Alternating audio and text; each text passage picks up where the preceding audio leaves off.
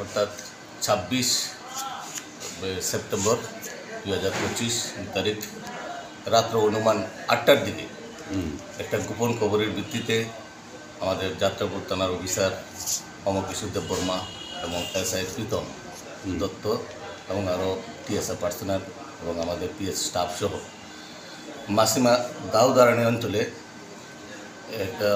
একজন তার নাম কুরশেদ মিয়া এবং তার বাবার নাম আলকাস মিয়া, তার ঘরে আমরা সার্চ করে প্রায় 150টি বোতল ফেন্সিডিল আমরা উদ্ধার করতে পারছি এবং এগুলা সিজ করা হয়েছে। এবং এই কুরশেদ মিয়ার বিরুদ্ধে আমরা একটা এনডিপিএস মামলা আমাদের থানা রুজু হয়েছে।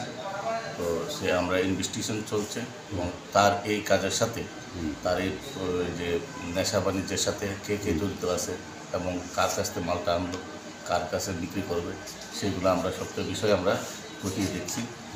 ইনভেস্টিগেশন চলছে। এর আগেও এরকম আমাদের ড্রাগসের বিরুদ্ধে আমরা অভিযানে সফল পেয়েছি এবং আগামী দিনও এই ধরনের অভিযান জারি থাকবে। সবাইকে ধন্যবাদ। রাত্র কটায় স্যার? কালকে রাত্রে অনুমান 8টা। তার বাড়িতেই? তার বাড়িতে, তার নিজের বসত করে? তার নিজের বসত করে। ঠিক আছে।